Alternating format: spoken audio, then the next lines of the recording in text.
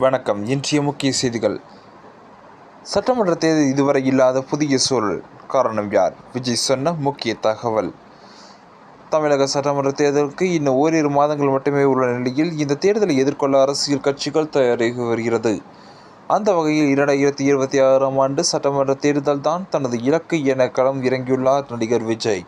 அந்த வகையில் ஜனநாயகன் படத்தை முடித்த விஜய் தீவிர அரசியல் களம் இறங்கியுள்ளார்.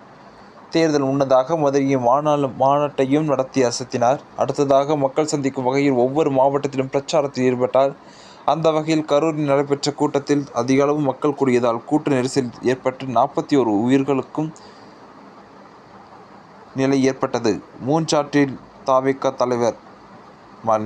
மூன்றாண்டில் தமிழக வெற்றி கழகம். இதனால் நடிகர் விஜயின் தாவேகாவின் செயல்பாடுகள் 2 மாதங்கள் முழுமையாக முடங்கியது. இதனையடுத்து மீண்டும் புதுச்சேரி மற்றும் ஈரோட்டில் பிரச்சார கூட்டத்தில் விஜய் கலந்து கொண்டார்.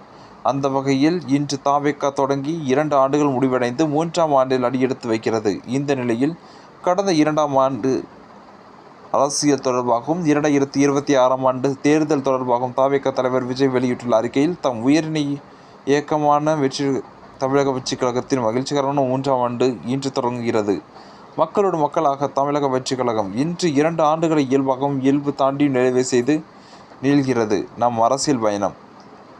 முதன்மை அரசியல் சக்தியாக பரிணாமிக்கும் முன்பே மக்கள் இயக்கமாக மக்களோடு மக்களாக கலந்து நின்றவர்கள்தான் இதை நாடறியும் நல்லவர்கள் இவார்கள். ஒன்றை மட்டும் உறுதியாக சொல்வோம், சலனங்களை புறத்தள்ளி சமநிலை தவறாத அளவில் ஆழ்கடல் தமிழக வெற்றி கழகம். எவராலும் விளக்க இயலாத விரிவானம் தமிழக வெற்றி கழகம். அத்தனை இலக்குகளையும் அர்ப்பணிப்புடன் வெல்லும் சாமானிய மக்களுக்கான அதிகார அரசியலின் வெற்றி முரசரும் தாவேகா அதிகார அரசியல் அங்கீகாரம் நோக்கியே செல்வோம். 2026 சட்டமன்ற தேர்தல் களம் இதுவரை இல்லாத புதிய சூழல் சுமந்து நிற்கிறது. இதற்கு ஒரே காரணம் நமது அரசியல் வருகை மட்டுமே என எல்லோரும் சொல்கின்றனர். எனவே இச்சூழல் களத்தை நமதாக்கி தேர்ந்த தெளிவுடன் திறன்மிக்க நுட்பத்துடன் தேர்தல் அரசியல் வெற்றியுடன் வாயிலாக அதிகார அரசியல் அங்கீகாரம் நோக்கி செல்வோம்.